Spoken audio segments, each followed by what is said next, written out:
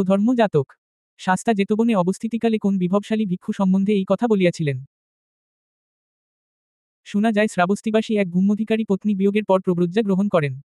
প্রব্রাজক হইবার সংকল্প করিয়াই তিনি নিজের ব্যবহারার্থ একটি প্রকোষ্ঠ, একটি অগ্নিশালা এবং একটি ভাণ্ডার গৃহ প্রস্তুত করাইয়াছিলেন, এবং যতদিন সেই ভাণ্ডার ঘৃত তণ্ডুলাদি দ্বারা পরিপূর্ণ হয় নাই, ততদিন তিনি প্রব্রাজক হন নাই। প্রব্রাজক হইবার পরেও তিনি ভৃত্যদিগকে ডাকাইয়া ইচ্ছানুরূপ খাদ্য পাক করাইয়া আহার করিতেন। তাহার আসবারেরও পঁচাত্তর অভাব ছিল না। তিনি দিনের জন্য এক প্রস্থ এবং রাত্রির জন্য এক প্রস্থ পরিচ্ছদ রাখিতেন এবং বিহারের প্রত্যন্ত অংশে একাকী অবস্থান করিতেন। একদা ওই ব্যক্তি পরিচ্ছদ ও শয্যা বাহির করিয়া প্রকোষ্ঠ মধ্যে শুকাইতে দিয়েছেন, এমন সময়ে কতকগুলি জনপদবাসী ভিক্ষু নানা অঞ্চলের বিহার পরিদর্শন করিতে করিতে সেখানে উপস্থিত হইলেন। তাহারা ওই ভিক্ষুর শয্যা ও পরিচ্ছদের ঘটা দেখিয়া জিজ্ঞাসা করিলেন, এ সমস্ত কাহার? ভিক্ষু বলিলেন, এ সমস্ত আমার। সে কি? এই এক বহির্বাস, এই এক বহির্বাস, এই এক অন্তর্বাস, এই এক অন্তর্বাস। আর এই শয্যা এ সমস্তই কি আপনার? হ্যাঁ, এ সমস্তই আমার, অন্য কাহারও নহে। মহাশয়, ভগবান ভিক্ষুদিগের জন্য কেবল ত্রিচিবরের ব্যবস্থা করিয়াছেন। আপনি যে বুদ্ধের শাসনে প্রবেশ করিয়াছেন, তিনি কেমন নিস্পৃহ! আর আপনি ভোগের জন্য এত উপকরণ সংগ্রহ করিয়াছেন। চলুন, আপনাকে দলবলের নিকট লইয়া যাই। ইহা বলিয়া তাহারা সেই ভিক্ষুকে লইয়া শাস্তার নিকট গেলেন। তাহাদিগকে দেখিয়া শাস্তা জিজ্ঞাসা করিলেন, ভিক্ষুগণ, তোমরা এই ভিক্ষুকে ইহার ইচ্ছার বিরুদ্ধেও এখানে আনিলে কেন? ভগবান, এই ব্যক্তি বিভবশালী। ইনি পরিচ্ছদাদি বহু উপকরণ সংগ্রহ করিয়াছেন। কি হে ভিক্ষু, ইহারা বলিতেছে, তুমি বহু উপকরণ সংগ্রহ করিয়াছ। এ কথা সত্য কি? হা ভগবান, এ কথা সত্য। তুমি পরিচ্ছদাদি উপকরণের এত ঘটা করিয়াছ কেন? আমি কি নিয়ত নিস্পৃহতা, সন্তুষ্টচিত্ততা, নির্জনবাস, দৃঢ়বীর্যতা প্রভৃতি প্রশংসা করি না? শাস্তার এই কথায় ক্রুদ্ধ হইয়া সেই ভিক্ষু বলিলেন, তবে আমি এইভাবে বিচরণ করিব, এবং বহির্বাস ফেলিয়া দিয়া সভামধ্যে এক চিবর মাত্র পরিধান করিয়া দাঁড়াইয়া রহিলেন। তাহাকে উপদেশ দ্বারা ধর্মপথে পরিচালিত করিবার অভিপ্রায় শাস্তা বলিলেন, তুমি না পূর্বের উদক্রাক্ষস্বরূপে জন্মগ্রহণ করিয়াও লজ্জাশীলতা অর্জন করিবার জন্য দ্বাদশ বৎসর বহু যত্ন করিয়াছিলে?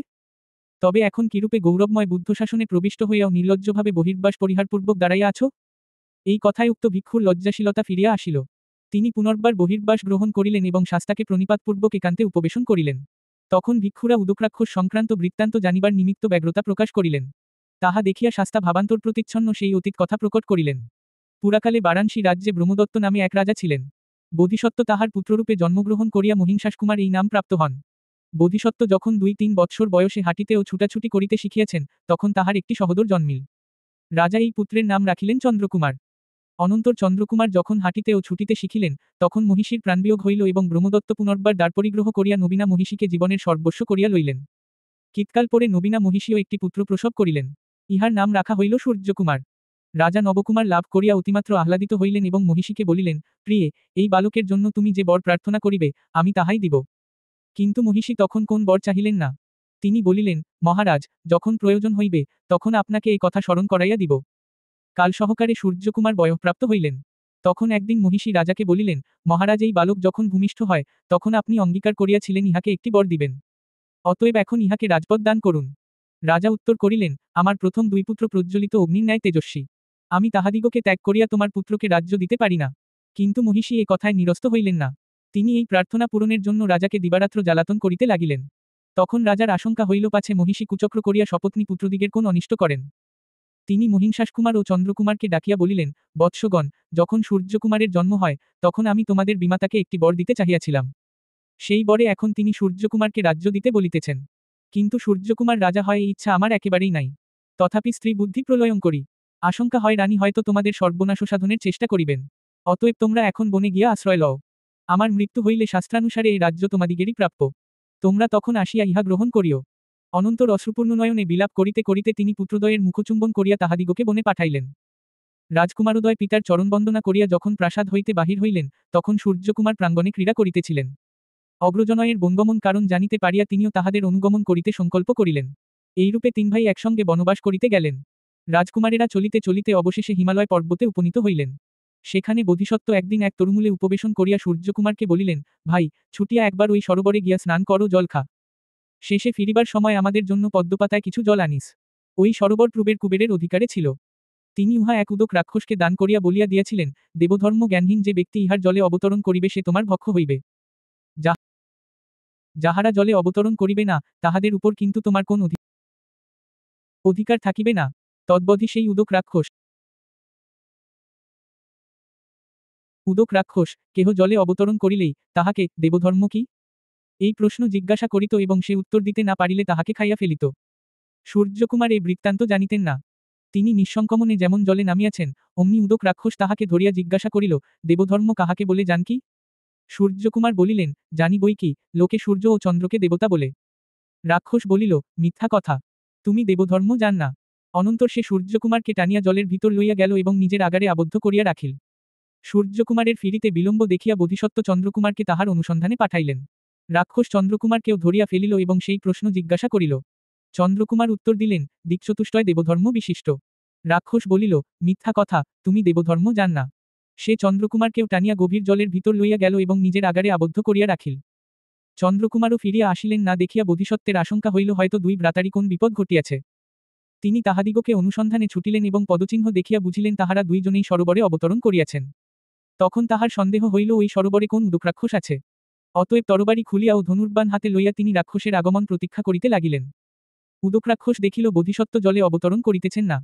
তখন সে তাহার নিকট বাঞ্চরের বেশে আবির্ভূত হইয়া বলিল, ভাই, তুমি দেখিতেছি পথশ্রমে ক্লান্ত হইয়াছ। জলে নামিয়া অবগাহন কর, মৃণাল ও জল খাও, পদ্মের মালা পর। তাহা হইলে শরীর শীতল হইবে, আবার পথ চলিতে পারিবে। বোধিসত্ত্ব তাহাকে দেখিয়াই রাক্ষস বলিয়া চিনিতে পারিয়াছিলেন। তিনি কহিলেন, তুমিই না আমার ভাই দুইটিকে ধরিয়া রাখিয়াছ? রাক্ষস বলিল, হা, কেন ধরিলে? যাহারা এই জলে নামে তাহারা আমার ভক্ষ। সকলেই তোমার ভক্ষ? কেবল যাহারা দেবধর্ম জানে তাহারা নহে। তাহারা ব্যতীত আর সকলেই আমার ভক্ষ। দেবধর্ম কি জানিতে চাও?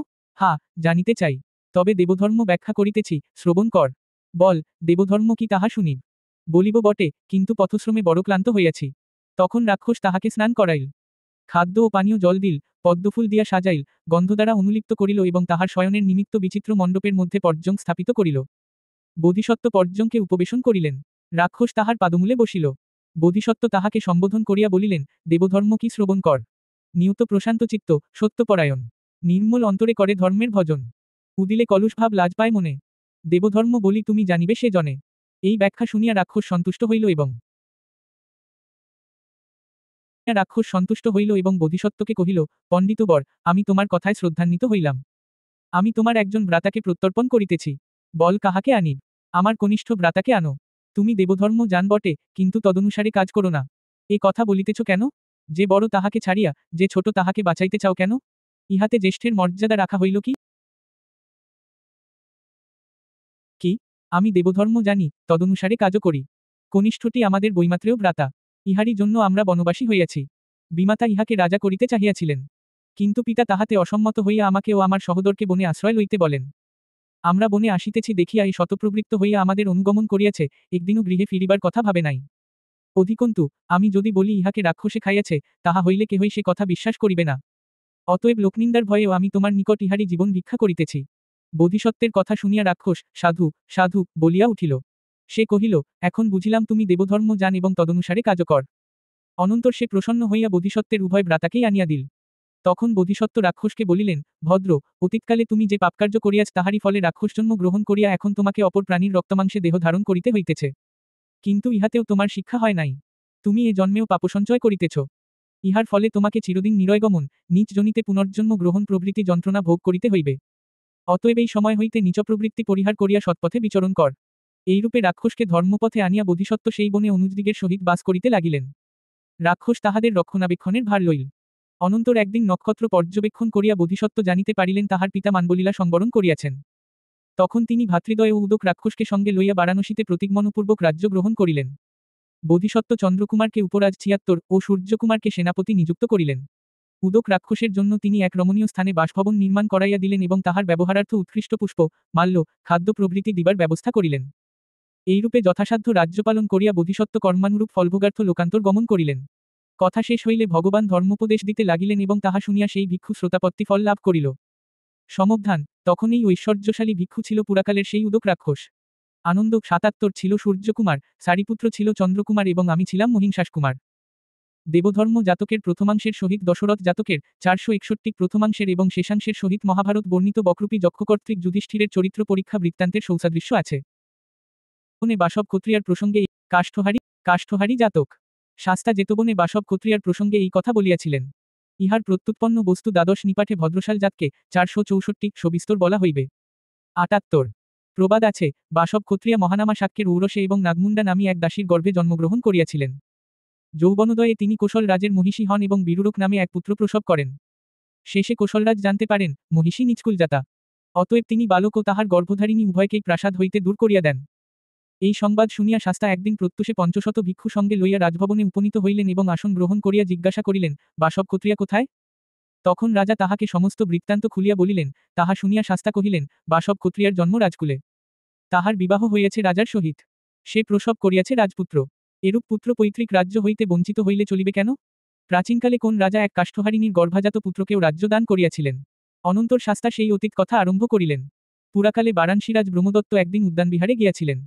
সেখানে তিনি ফল পুষ্পাদির আহরণের নিমিত্ত ইতস্তত বিচরণ করিতেছেন, এমন সময় দেখিতে পাইলেন, একটি রমণী গান করিতে করিতে কাষ্ঠ সংগ্রহ করিতেছে। ব্রহ্মদত্ত তাহার রূপে মুগ্ধ হইয়া তদ্দণ্ডেই তাহাকে গান্ধর্ব বিধানে বিবাহ করিলেন। অনন্তর বোধিসত্ত্ব এই রমণীর গর্ভে প্রবেশ করিলেন।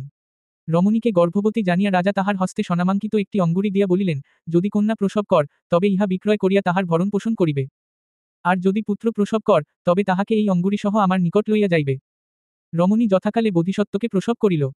বোধিসত্ত্ব যখন ছুটাছুটি করিতে শিখিয়া পাড়ার ছেলেদের সহিত খেলা আরম্ভ করিলেন, তখন অনেকে তাহাকে নিষ্পিত্রিক বলিয়া উপহাস করিতে লাগিল। কেহ বলিত, দেখ, নিষ্পিত্রিক আমাকে মারিয়া গেল, কেহ বলিত, নিষ্পিত্রিক আমাকে ধাক্কা দিল। ইহাতে বোধিসত্ত্বের মনে দার্বণ আঘাত লাগিল। তিনি একদিন জননীকে জিজ্ঞাসিলেন, আমার বাবাকে, মা? রমণী বলিল, বাছা, তুমি রাজার ছেলে। আমি যে রাজার ছেলে তাহার প্রমাণ কি, মা? বাছা, রাজা যখন আমায় ছাড়িয়া যান, তখন এই অঙ্গুরি দিয়া গিয়াছিলেন। ইহাতে তাহার নাম আছে। তিনি বলিয়াছিলেন, যদি কন্যা জন্মে, তবে ইহা বেচিয়া তাহার ভরণ পোষণ করিবে, আর যদি পুত্র জন্মে, তবে অঙ্গুরিসহ তাহাকে আমার নিকট লইয়া যাইবে। তবে তুমি আমাকে বাবার কাছে লইয়া যাও না কেন? রমণী দেখিল, বালক পিতৃদর্শনের জন্য কৃতসংকল্প হইয়াছে। সুতরাং সে তাহাকে লইয়া রাজভবনে উপনীত হইল এবং রাজাকে আপনাদের আগমনবার্তা জানাইল। অনন্তর রাজসকাশে যাইবার অনুমতি পাইয়া সে সিংহাসন পার্শ্বে গিয়া প্রণিপাতপূর্বক বলিল, মহারাজ, এই আপনার পুত্র। সভার মধ্যে লজ্জা পাইতে হয় দেখিয়া রাজা প্রকৃত বৃত্তান্ত জানিয়াও না জানার ভান করিলেন। তিনি বলিলেন, সে কি কথা? এ আমার পুত্র হইবে কেন? রমণী কহিল, মহারাজ, এই দেখুন আপনার নামাঙ্কিত অঙ্গুরি। ইহা দেখিলেই বালককে জানিতে পারিবেন। রাজা এবারও বিস্ময়ের চিহ্ন দেখাইয়া বলিলেন, এ অঙ্গুরি তো আমার নয়। তখন রমণী নিরুপায় হইয়া বলিল, এখন দেখিতেছি, একমাত্র ধর্ম ভিন্ন আমার আর কোন সাক্ষী নাই। অতএব আমি ধর্মের দোহাই দিয়া বলিতেছি, যদি এ বালক প্রকৃতই আপনার পুত্র হয়, তবে যেন এই মধ্যকাশে স্থির হইয়া থাকে, আর যদি আপনার পুত্র না হয়, তবে যেন ভূতলে পড়িয়া বিনষ্ট হয়। ইহা বলিয়া সে দুই হাতে বোধিসত্ত্বের দুই পা ধরিল এবং তাহাকে ঊর্ধ্বদিকে ছুড়িয়া দিল। বোধিসত্ত্ব মধ্যাকাশে উঠিয়া বিরাসনে উপবেশন করিলেন এবং মধুর স্বরে ধর্মকথা বলিতে বলিতে এই গাথা পাঠ করিলেন। আমি তব পুত্র, শুন মহারাজ, ধর্মপত্নীগর ভজাত। পোষণের ভার লও হে আমার, এ মিনতি করি, তাত। কত শত জন ভরণ পোষণ লভেন নৃপতির ঠাই। তাহার তনয় যেইজন হয়, তার তো কথাই নাই। আকাশস্থ বোধিসত্ত্বের মুখে এই ধর্মসঙ্গত বাক্য শুনিয়া রাজা বাহুবিস্তারপূর্বক বলিলেন, এস, বৎস, এস। এখন অবধি আমিই তোমার ভরণ পোষণ করিব। তাহার দেখা দেখি আরও শত শত লোকে বোধিসত্ত্বকে ক্রোড়ে লইবার জন্য বাহু তুলিল, কিন্তু বোধিসত্ত্ব রাজারই বাহুযুগলের উপর অবতরণ করিয়া তাহার ক্রোড়ে উপবেশন করিলেন। রাজা তাহাকে উপরাজ্যে নিযুক্ত করিলেন এবং তাহার জননীকে মহিষী করিলেন। কালক্রমে রাজার যখন মৃত্যু হইল, তখন বোধিসত্ত্ব, মহারাজ কাষ্ঠবাহন্তু এই উপাধি গ্রহণপূর্বক সিংহাসনারোহণ করিলেন এবং দীর্ঘকাল যথাধর্ম রাজ্যশাসন করিয়া কর্মানুরূপ ফলভোগার্থ লোকান্তরে চলিয়া গেলেন। সমবধান, তখন মহামায়া ছিলেন সেই বনবাসিনী রমণী, সুদবোধন ছিলেন রাজা ব্রহ্মদত্ত এবং আমি হইয়াছিলাম মহারাজ কাষ্ঠবাহন। মহাভারত বর্ণিত দুষ্যন্ত শকুন্তলার আখ্যায়িকার সহিত এই জাতকের আংশিক সাদৃশ্য বিবেচ্য। 461 দশরথ জাতক। শাস্তা জেতবনে অবস্থিতিকালে কোন পিতৃবিয়োগকাতর ভূস্বামীকে লক্ষ্য করিয়া এই কথা বলিয়াছিলেন। পিতার মৃত্যু হইলে সেই ব্যক্তি শোকে এত অভিভূত হইয়াছিলেন যে, তিনি সর্বকর্ম পরিত্যাগ করিয়া কেবল শোকই করিতেন। একদিন প্রত্যুষকালে শাস্তা সর্বলোক পর্যবেক্ষণ করিতে করিতে বুঝিলেন যে তাহার শ্রোতাপন্ন ফলপ্রাপ্তির সময় আসন্ন হইয়াছে। তাহা দেখিয়া তিনি দিনমানে শ্রাবস্তিতে ভিক্ষাচর্যান্তে আহার করিলেন এবং অন্যান্য ভিক্ষুদিগকে বিদায় দিয়া কেবল একজন পশ্চাৎশ্রামণের সঙ্গে লইয়া উক্ত ভূস্বামীর গৃহে গমন করিলেন। ভূস্বামী তাহাকে প্রণাম করিয়া উপবিষ্ট হইলে শাস্তা মধুর বচনে জিজ্ঞাসা করিলেন, উপাসক, তুমি কি বড় শোকার্ত হইয়াছ? ভূস্বামী বলিলেন, হা ভদন্ত, পিতৃশোকে বড় কাতর হইয়াছি। শাস্তা বলিলেন, দেখ উপাসক, প্রাচীন পণ্ডিতেরা তত্ত্বত অষ্টলোক ধর্ম জানিতেন বলিয়া পিতার মৃত্যু হইলে অনুমাত্র শোক অনুভব করেন নাই। অনন্তর ভূস্বামীর অনুরোধে তিনি সেই অতীত কথা বলিতে লাগিলেন। পুরাকালে বারাণসীতে দশরথ নামে এক মহারাজ ছিলেন। তিনি ছন্দ, দেশ, মোহ, ভয় এই চতুর্বিধ অগতি পরিহার করিয়া যথাধর্ম প্রজাপালন করিতেন। তাহার ষোড়শ সহস্র অন্তঃপুরচারিণী ছিলেন। তন্মধ্যে অগ্রমহিষীর গর্ভে দুই পুত্র ও এক কন্যা জন্মগ্রহণ করেন। জ্যেষ্ঠ পুত্রের নাম রামপণ্ডিত। কনিষ্ঠ পুত্রের নাম লক্ষণ কুমার এবং কন্যার নাম সীতাদেবী। কাল সহকারে অগ্রমহিষীর মৃত্যু হইল। দশরথ তাহার বিয়োগে অনেকদিন শোকাভিভূত হইয়া রহিলেন। শেষে অমাত্যদিগের পরামর্শে তদীয় ঊর্ধ্বদৈহিক কার্য সম্পাদনপূর্বক অপর এক পত্নীকে অগ্রমহিষীর পদে প্রতিষ্ঠাপিত করিলেন। নবীনা মহিষীও দশরথের প্রিয়া ও মনজ্ঞা হইলেন, কিয়দ্দিনের মধ্যে গর্ভধারণ করিলেন, এবং গর্ভসংস্কার আদি লাভ করিয়া যথাকালে এক পুত্র প্রসব করিলেন। এই পুত্রের নাম হইল ভর্তকুমার। রাজা পুত্রস্নেহের আবেগে একদিন মহিষীকে বলিলেন, প্রিয়ে, আমি তোমায় একটি বর দিব। কি বর লইবে, বল। মহিষী বলিলেন, মহারাজ, আপনার বর দাসীর শিরোধার্য। কি বর চাই তাহা এখন বলিব না। ক্রমে ভর্তকুমারের বয়স 7 বৎসর হইল। তখন মহিষী একদিন দশরথের নিকট গিয়া বলিলেন, মহারাজ, আপনি আমার পুত্রকে একটি বর দিবেন, বলিয়াছিলেন। এখন সেই অঙ্গীকার পালন করুন। রাজা বলিলেন, কি বর চাও, বল। স্বামীন, আমার পুত্রকে রাজপদ দিন। রাজা অঙ্গুলি ছোটন করিয়া বলিলেন, নিপাত যাও, বৃষলি। আমার প্রজ্জ্বলিত অগ্নিখন সম অপর 2 পুত্র বর্তমান। তুমি কি তাহাদিগকে মারিয়া ফেলিতে চাও যে, নিজের পুত্রকে রাজ্য দিবার কথা বলিতেছ? মহিষী রাজার তর্জনে ভীত হইয়া নিজের সুসজ্জিত প্রকোষ্ঠে শ্রীগর্ভে চলিয়া গেলেন। কিন্তু অতঃপর পুনঃ পুনঃ রাজার নিকট ওই প্রার্থনা জানাইতে লাগিলেন। রাজা তাহাকে উক্ত বর দিলেন না বটে, কিন্তু চিন্তা করিতে লাগিলেন, রমণীগণ অকৃতজ্ঞ ও মিত্রদ্রোহী। মহিষী কোন কূটপত্র লেখাইয়া কিংবা নিজের দুর্বিসন্ধি সাধনার্থ উৎকোচ দিয়া আমার পুত্রদিগের প্রাণবধ করাইতে পারেন। অনন্তর তিনি প্রথম পুত্রদ্বয়কে ডাকাইয়া সমস্ত বৃত্তান্ত জানাইলেন, এবং বলিলেন, বৎসগণ, এখানে থাকিলে তোমাদের বিপদ ঘটিবার সম্ভাবনা। তোমরা কোনো সামন্তরাজ্যে কিংবা বনে গিয়া বাস কর। যখন আমার দেহ শ্মশানে ভস্মীভূত হইবে, তখন ফিরিয়া আসিয়া পিতৃপৈতামহিক রাজ্য গ্রহণ করিও। পুত্রদ্বয়কে এই কথা বলিয়া দশরথ দৈবজ্ঞ ডাকাইলেন, এবং জিজ্ঞাসা করিলেন, বলুন তো, আমি আর কতকাল বাঁচিব? তাহারা বলিলেন, মহারাজ আরও 12 বৎসর জীবিত থাকিবেন। তাহা শুনিয়া রাজা বলিলেন, বৎসগণ, তোমরা 12 বৎসরান্তে প্রত্যাগমন করিয়া রাজচ্ছত্র গ্রহণ করিও। কুমারোদয়, যে আজ্ঞা, বলিয়া পিতার চরণবন্দনাপূর্বক শাশ্রুনয়নে প্রাসাদ হইতে অবতরণ করিলেন। তখন সীতাদেবী বলিলেন, আমিও সহোদরদিগের সহিত যাইব, এবং তিনিও পিতাকে প্রণাম করিয়া ক্রন্দন করিতে করিতে তাহাদিগের অনুগমন করিলেন। যখন ইহারা 3 জন প্রাসাদ হইতে বহির্গত হইলেন, তখন সহস্র সহস্র নরনারী তাহাদের সঙ্গে সঙ্গে চলিল। তাহারা ইহাদিগকে প্রতিনিবৃত্ত হইতে বলিলেন, এবং কিয়দ্দিন পরে হিমালয়ে প্রবেশ করিয়া সেখানে উদকসম্পন্ন সুলফলমূল কোন স্থানে আশ্রম নির্মাণপূর্বক বন্য ফলমূলে জীবনযাপন করিতে লাগিলেন। লক্ষণ পণ্ডিত ও সীতাদেবী রামপণ্ডিতকে বলিলেন, আপনি আমাদের পিতৃস্থানীয়। আপনি আশ্রমে অবস্থিতি করিবেন। আমরা আপনার আহারার্থ বন্যফলাদি সংগ্রহ করিয়া আনিব। রাম পণ্ডিত ইহাতে সম্মত হইলেন। তিনি তদ্বধি আশ্রমে থাকিতেন, এবং লক্ষণ ও সীতা যে ফলমূল সংগ্রহ করিয়া আনিতেন, তাহা আহার করিতেন। রাম, লক্ষণ ও সীতা বন্য ফলে জীবনধারণপূর্বক এইরূপে বাস করিতে লাগিলেন। এদিকে মহারাজ দশরথ পুত্রশোকে নিতান্ত কাতর হইয়া নবম বর্ষেই দেহত্যাগ করিলেন। তাহার শরীরকৃত্য সম্পন্ন হইলে ভরত জননী বলিলেন, ভর্তেরই মস্তকোপরি রাজচ্ছত্র ধারণ করিতে হইবে। কিন্তু অমাত্যেরা ভরতকে রাজ্য দিলেন না। তাহারা বলিলেন, যাহারা ছত্রের অধিপতি, তাহারা অরণ্যে অবস্থিতি করিতেছেন। তাহারা ভরতকে ছত্র দিলেন না। তখন ভরত স্থির করিলেন, আমি বনে গিয়া অগ্রজ রাম পণ্ডিতকে আনয়ন করিয়া তাহাকে রাজচ্ছত্র দিব। তিনি পঞ্চবিধ রাজসিংহ লইয়া ও চতুরঙ্গ বলে পরিবৃত হইয়া সেই বনে উপনীত হইলেন, এবং অবিদূরে স্কন্ধাবার স্থাপনপূর্বক লক্ষণ ও সীতার অনুপস্থিতিকালে কতিপয় অমাত্যসহ আশ্রমে প্রবেশ করিলেন। তিনি সেখানে দেখিতে পাইলেন, পিতকাঞ্চনবর্ণাভ রাম পণ্ডিত নিঃসংকমনে পরম সুখে আশ্রমদ্বারে উপবিষ্ট আছেন। ভরত অভিভাষণপূর্বক তাহার নিকটবর্তী হইলেন, এবং একান্তে অবস্থিত হইয়া দশরথের পরলোকপ্রাপ্তির সংবাদ জ্ঞাপন করিলেন। অতঃপর তিনি অমাত্যদিগের সহিত রামের পাদমূলে পতিত হইয়া রোদন করিতে লাগিলেন। রাম পণ্ডিত কিন্তু শোক করিলেন না, ক্রন্দনও করিলেন না। তাহার কিঞ্চিন্মাত্র ইন্দ্রিয় বিকার ঘটিল না। ক্রন্দনান্তে ভরত রামের পার্শ্বে উপবেশন করিয়া রহিলেন। এদিকে সায়ংকালে লক্ষণ ও সীতা বন্যফলমূল আহরণপূর্বক আশ্রমে প্রত্যাগত হইলেন। তদ্দর্শনে রাম পণ্ডিত ভাবিতে লাগিলেন, ইহারা তরুণ বয়স্ক। এখনও আমার মতো পূর্ণ প্রজ্ঞা লাভ করে নাই। যদি আকস্মাৎ বলি যে, পিতার মৃত্যু হইয়াছে, তাহা হইলে হয়তো শোকবেগধারণে অসমর্থ হইয়া ইহাদের হৃদয় বিদীর্ণ হইবে। অতএব কোনো উপায়ে ইহাদিগকে জলমধ্যে অবতরণ করাইয়া এই দুঃসংবাদ শুনাইতে হইবে। অনন্তর পুরভাগেই এক জলাশয় দেখিতে পাইয়া তিনি বলিলেন, তোমরা আজ বড় বিলম্ব করিয়া আসিয়াছ। আমি তোমাদিগকে তজ্জন্য দণ্ড দিতেছি, তোমরা এই জলে অবতরণ করিয়া দাঁড়াইয়া থাক। অনন্তর তিনি এই গাথার্ধ বলিলেন। 1 ক লক্ষণ সীতারে লয়ে, অবতরী জলমাঝে, 2 জনে থাক দাঁড়াইয়া। লক্ষণ ও সীতা এই কথা শুনিবামাত্র জলে অবতরণ করিয়া রহিলেন। তখন রাম পণ্ডিত তাহাদিগকে উক্ত দুঃসংবাদ দিবার নিমিত্ত গাথার অপরার্ধ বলিলেন। 1 খ বলিল ভরত আসি, গিয়াছেন স্বর্গপুরে দশরথ জীবন তত্ত্বজিয়া। লক্ষণ ও সীতা পিতার বিয়োগবার্তা শ্রবণ করিয়া মূর্ছিত হইলেন। চেতনালাভের পর তাহারা আবার যখন এই কথা শুনিলেন, তখন আবার মূর্ছিত হইলেন। এইরূপে তাহারা উপর্যুপরি 3 বার বিষমজ্ঞ হইলে অমাত্যেরা তাহাদিগকে উত্তোলনপূর্বক স্থলে লইয়া আসিলেন। এবং সেখানে তাহাদের চৈতন্যলাভের পর সকলে বসিয়া বিলাপ করিতে লাগিলেন। তখন ভর্তকুমার চিন্তা করিতে লাগিলেন, আমার ভ্রাতা লক্ষণকুমার ও ভগিনী সীতাদেবী পিতার মরণসংবাদ শুনিয়া শোকবেগধারণে অসমর্থ হইয়াছেন। কিন্তু রাম পণ্ডিত শোকাভিভূত হন নাই, বিলাপও করিতেছেন না। তাহার শোক না করিবার কারণ কি, জিজ্ঞাসা করিতেছি। অনন্তর তিনি দ্বিতীয় গাথা বলিলেন। 2 বল, রাম, কোন বলে হয়ে বলিয়ান। শোককালে শোকাতুর নহে তব প্রাণ? পিতার বিয়োগ বার্তা করিলে শ্রবণ। তথাপি না অভিভূত দুঃখে তব মন। রাম পণ্ডিত নিজের অশোকের কারণ বুঝাইবার নিমিত্ত নিম্নলিখিত গাথাগুলি বলিলেন। 3. দিবারাত্র উচ্চ ঈশ্বরে করিয়া ক্রন্দন। যাহারে রক্ষিতে কেহ পারে না কখন। তার জন্য বৃথা শোকে হয় কি কাতর। বুদ্ধিমান, বিচক্ষণ, জ্ঞানবান নর। 4. বাল, বৃদ্ধ, ধনবান, অতি দিনহীন, মূর্খ, বিজ্ঞ, সকলেই মৃত্যুর অধীন। 5. তরুশাখে ফল যবে পরিপক্ক হয়, অনুক্ষণ থাকে তার পতনের ভয়।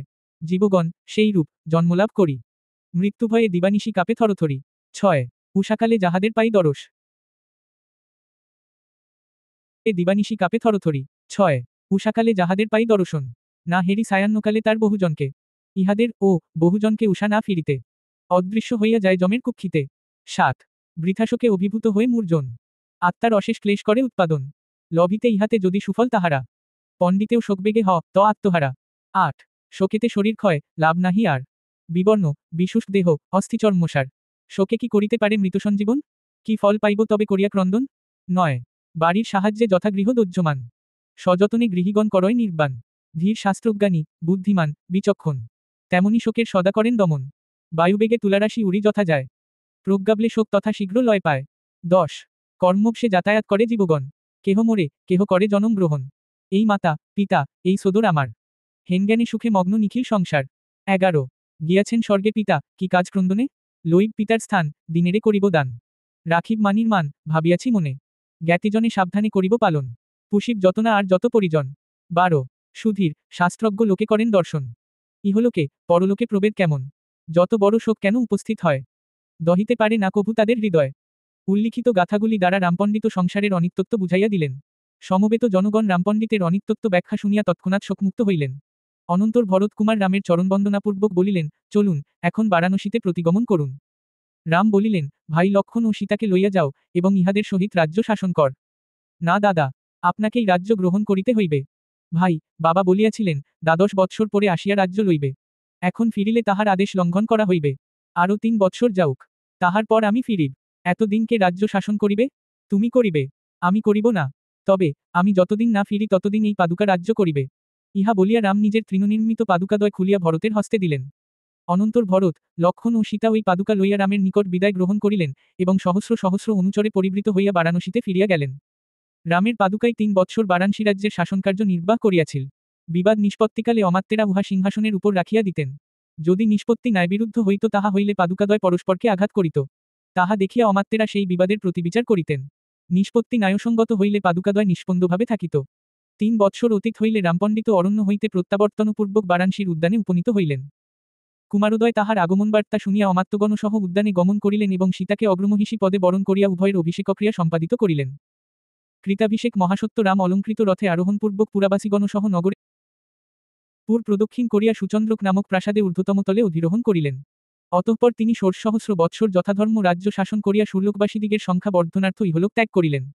নিম্নলিখিত অভিসম্বুদ্ধ গাথাটি ওই অর্থই ব্যক্ত করিতেছে। 13. 10-এর সহস্রগুণ, ষষ্ঠী শতগুণ, এই 2 সংখ্যা লও করিয়া একুন। তত বর্ষ যথাধর্ম পালিলা অবনী, কম্বুগ্রীব মহাবাহু রাম নরমণি। এইরূপে ধর্মদেশন করিয়া শাস্তা জাতকের সমবধান করিলেন। সত্যাব্যাখ্যান্তে ওই ভূস্বামী শ্রোতাপত্তিফল প্রাপ্ত হইলেন।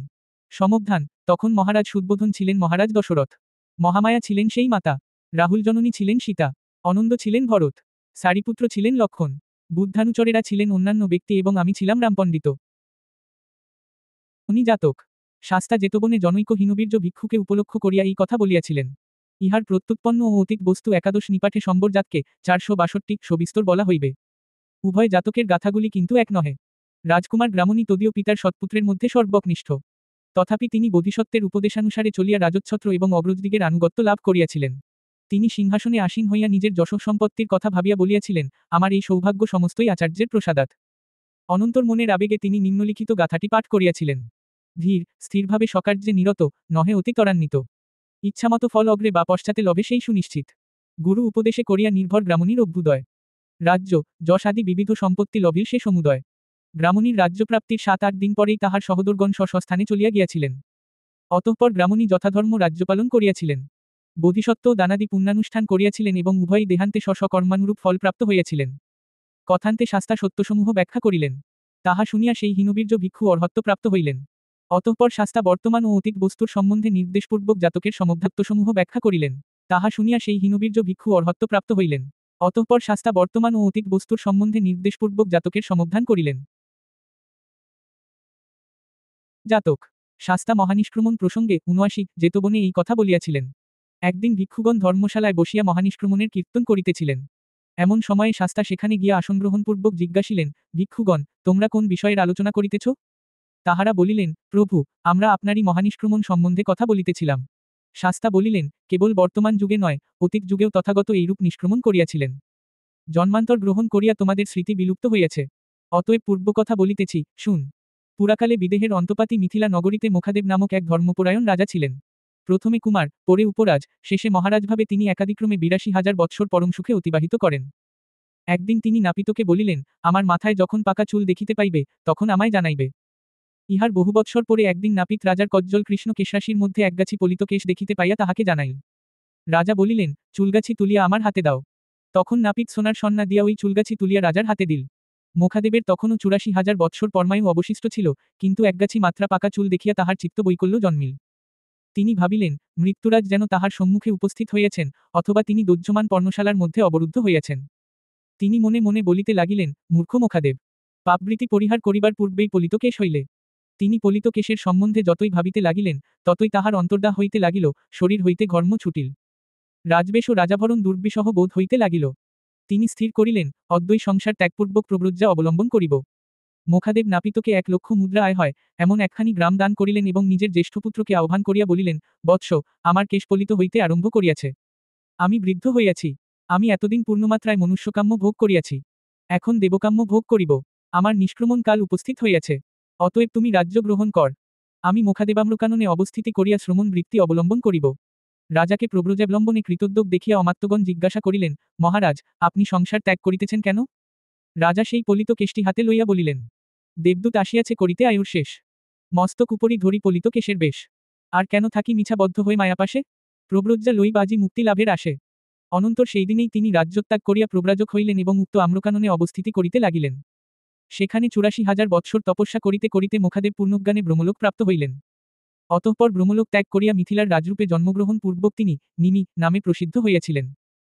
আত্মকুলের সকলকে একত্র করিয়া এই জন্মেও তিনি প্রব্রজ্যা অবলম্বন করেন এবং সেই আম্রকাননে বাস করিয়া ব্রহ্মবিহার আশিক ধ্যান করিতে করিতে পুনর্বার ব্রহ্মলোকে চলিয়া যান। কথা শেষ হইলে শাস্তা সত্যচতুষ্টয় ব্যাখ্যা করিলেন। তাহা শুনিয়া কেহ শ্রোতাপত্তি মার্গে, কেহ সক্রিদাগামী মার্গে, কেহ অনাগামী মার্গে, কেহ বা অর্হত্ব মার্গে উপনীত হইলেন। সমবধান তখন আনন্দ ছিলেন সেই নাপিত, রাহুল ছিলেন রাজার জ্যেষ্ঠ পুত্র এবং আমি ছিলাম রাজা মুখাদেব। সুখবিহারী জাতক ৮১ নগরের ৮২ নিকটবর্তী আম্রকাননে ভদ্রিক নামক স্থবিরকে লক্ষ্য করিয়া এই কথা বলেন। ইনি পূর্বের শাক্যজাতীয় রাজা ছিলেন, পরে আনন্দ প্রভৃতি ৬ জন ক্ষত্রিয় কুমার এবং নাপিত উপালির সহিত প্রব্রজ্যা অবলম্বন করেন। এই ৭ জনের মধ্যে ভদ্রিক, কিম্বিল, ভৃগু ও উপালি উত্তরকালে অর্হত্ব এবং আনন্দ শ্রোতাপত্তি ফল্লাভ করেন। অনিরুদ্ধ দিব্যচক্ষুসম্পন্ন এবং দেবদত্ত ধ্যানবলী হইয়াছিলেন। অনুপিয়াম্রকাননে সমাগম পর্যন্ত এই ৬ জন ক্ষত্রিয় কুমারের কথা খণ্ডহাল জাতকে ৫৪২ সবিস্তর বলা যাইবে। ৮৩ ভদ্রিক যখন রাজা ছিলেন, তখন প্রাসাদে বাস করিয়াও তাহাকে সর্বদা সসঙ্গ থাকিতে হইত।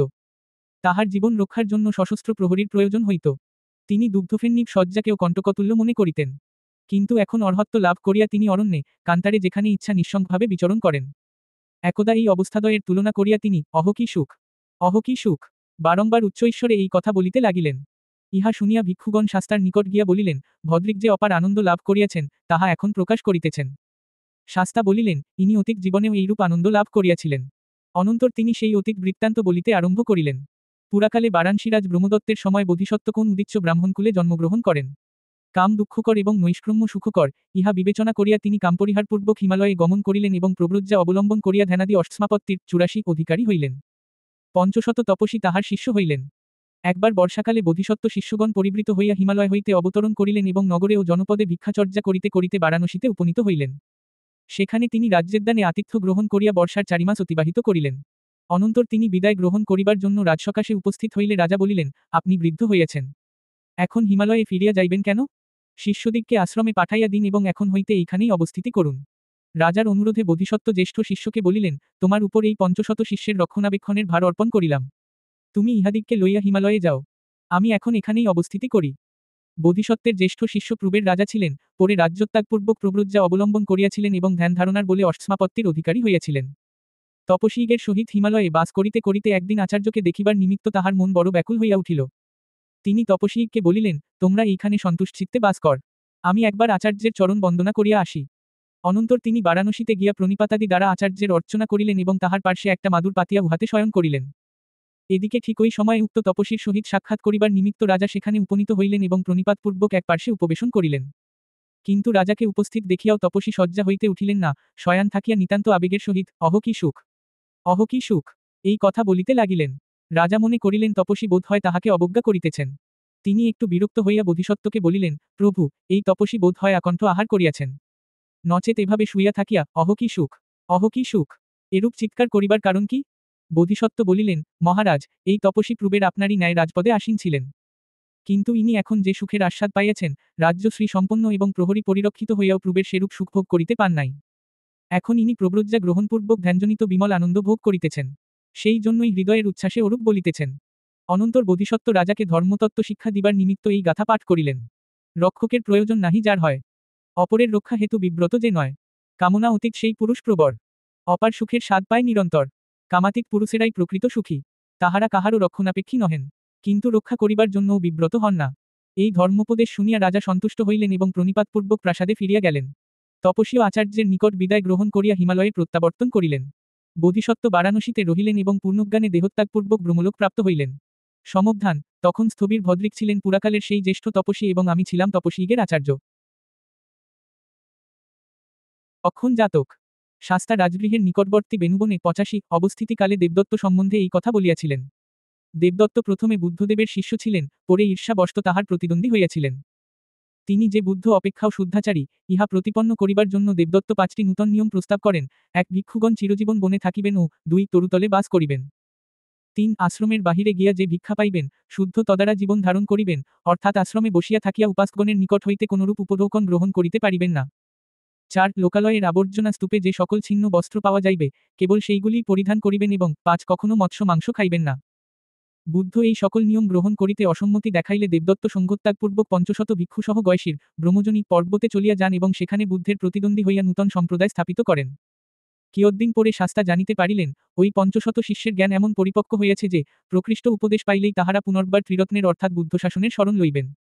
তখন তিনি সারিপুত্রকে বলিলেন, তোমার যে 500 শিষ্য দেবদত্তের সহিত বিপথে গিয়াছে, এখন তাহাদের সুমতি হইয়াছে। তুমি কতকগুলি ভিক্ষু সঙ্গে লইয়া ব্রহ্মজনীতে যাও। তাহাদিগকে ধর্মোপদেশ দাও, মার্গ চতুষ্টয়েও তাহাদের ফল ব্যাখ্যা কর এবং তাহাদিগকে ফিরাইয়া আনো। সারিপুত্র এই আদেশ মতো কার্য করিলেন এবং পরদিন প্রত্যুষে ওই 500 ব্যক্তিকে বেণুবনে ফিরাইয়া আনিলেন। তাহাকে দেখিয়া বেণুবনস্থ ভিক্ষুগণ জয়ধ্বনি করিয়া উঠিলেন এবং বলিতে লাগিলেন, আমাদের ধর্মসেনাপতি সারিপুত্রের কি অদ্ভুত ক্ষমতা! তিনি দেবদত্তের সমস্ত শিষ্য লইয়া আসিয়াছেন। ইহা শুনিয়া শাস্তা কহিলেন, সারিপুত্র পূর্বজন্মেও এইরূপ অদ্ভুত কর্ম করিয়াছিলেন। দেবদত্তও যে কেবল এই জন্মে গণপরিহীন হইল, তাহা নহে। পূর্বজন্মেও সে এরূপ লাঞ্ছনা ভোগ করিয়াছিল। অনন্তর শাস্তা অতীত জন্মের সেই বৃত্তান্ত বলিতে আরম্ভ করিলেন। পুরাকালে মগধের অন্তপাতী রাজগৃহ নগরে এক রাজা ছিলেন। তাহার সময়ে বোধিসত্ত্ব মৃগাজনিতে জন্মগ্রহণ করেন। যখন তিনি বড় হইলেন, তখন সহস্র মৃগে পরিবৃত হইয়া বনে বিচরণ করিতে লাগিলেন। তাহার 2টি পুত্র জন্মিল। তাহাদের বড়টির নাম লক্ষণ এবং ছোট্টির নাম কালু। বোধিসত্ত্ব যখন বৃদ্ধ হইলেন, তখন তিনি প্রত্যেক পুত্রকে 500 মৃগের রক্ষণাবেক্ষণের ভার দিলেন। মগধরাজ্যে ফসলের সময় মৃগদিগের বড় বিপদ হইত। ফসল খাইত বলিয়া তাহাদিগকে মারিবার জন্য লোকে কোথাও গর্ত খুঁড়িত, কোথাও শুল পুঁতিত, কোথাও পাথরের যন্ত্র রাখিয়া দিত, 86 কোথাও জাল পাতিত। এইরূপে বহু মৃগ বিনষ্ট হইত। একদিন বোধিসত্ত্ব দেখিলেন, ফসলের সময় আসিয়াছে। তিনি পুত্রদ্বয়কে ডাকাইয়া বলিলেন, এখন মাঠে ফসল হইয়াছে। এ সময় প্রতি বৎসর অনেক মৃগ মারা যায়। আমরা বৃদ্ধ হইয়াছি, কাজেই বহুদর্শিতার গুণে কোন না কোন উপায়ে এখানে আত্মরক্ষা করিতে পারিব। কিন্তু তোমাদের অভিজ্ঞতা নাই। তোমরা আপন আপন অনুচর লইয়া পাহাড়ে যাও। যখন মাঠের ফসল উঠিয়া যাইবে, তখন ফিরিয়া আসিও। তাহারা, যে আজ্ঞা, বলিয়া অনুচরগণ সহ পর্বতাভিমুখে যাত্রা করিল। মৃগদিগের গমন পথে যে সকল লোক বাস করিত, তাহারা জানিত, কোন সময়ে মৃগেরা পাহাড়ে উঠে, কোন সময়ই বা নামিয়া আইসে। তাহারা এই সকল সময়ে প্রতিচ্ছন্ন স্থানে থাকিয়া অনেক মৃগ মারিয়া ফেলিত। কোন সময়ে চলিতে হয়, কোন সময়ে বিশ্রাম করিতে হয়, কালুর সে জ্ঞান ছিল না। সে অনুচরদিগকে লইয়া সকালে বিকালে, প্রত্যুষে ও সায়ংকালে, যখন ইচ্ছা লোকালয়ের নিকট দিয়াই চলিতে লাগিল, লোকেও কখনো প্রচ্ছন্ন থাকিয়া, কখনো বা তাহাদের সম্মুখে আসিয়া বহু মৃগ মারিতে আরম্ভ করিল। এইরূপ কালুর নির্বুদ্ধিতায় অনেক মৃগ মারা গেল। সে যখন পাহাড়ে গিয়া পৌঁছিল, তখন তাহার অনুচরদিগের অতি অল্পই জীবিত রহিল। লক্ষণ বুদ্ধিমান ও উপায়কুশল ছিল। সে লোকালয়ের ধার দিয়াও যাইত না, দিবাভাগে চলিত না, প্রত্যুষে বা সায়ংকালেও চলিত না। সে নিশীথ সময়ে পথ চলিত। কাজেই তাহার একটিমাত্র অনুচরও মারা গেল না। সে ৫০০ মৃগ লইয়া পাহাড়ে পৌঁছিল। কালু ও লক্ষণ ৪ মাস পাহাড়ে অতিবাহিত করিল। অনন্তর মাঠের ফসল উঠিয়া গেলে তাহারা পাহাড় হইতে নামিয়া আসিল। কিন্তু কালু এবারও পূর্ববৎ নির্বোধের মতো চলিতে লাগিল। কাজেই তাহার অবশিষ্ট অনুচরেরাও নিহত হইল এবং সে একাকী প্রত্যাবর্তন করিল। পক্ষান্তরে লক্ষণের একটি অনুচরেরও প্রাণবিয়োগ হইল না। তাহার যে ৫০০, সেই ৫০০ই রহিল। বোধিসত্ত্ব পুত্রদ্বয়কে ফিরিয়া আসিতে দেখিয়া এই গাথা পাঠ করিলেন। সদাচার, সুশীল, সদয়, বিচক্ষণ। সংসারে সর্বত্র হয় কল্যাণভাজন। লক্ষণ ফিরিছে হের জ্ঞাতিগণ সাথে। হয়নি বিনষ্ট কেহ পথে যাতায়াতে। কালু কিন্তু অর্বাচীন, অতি দুরাচার। নাহিক একটি সঙ্গী জীবিত তাহার। বোধিসত্ত্ব এই বলিয়া লক্ষণকে অভিনন্দন করিলেন। অনন্তর তিনি পরিণত বয়সে যথাকর্ম লোকান্তরে প্রস্থান করিলেন। সমবধান, তখন দেবদত্ত ছিল সেই কালু। তাহার শিষ্যগণ ছিল কালুর অনুচর। সারিপুত্র ছিল লক্ষণ। তাহার অনুচরগণ ছিল আমার শিষ্য। রাহুলের মাতা ছিলেন কালুর ও লক্ষণের গর্ভধারিণী আর আমি ছিলাম তাহাদের জনক।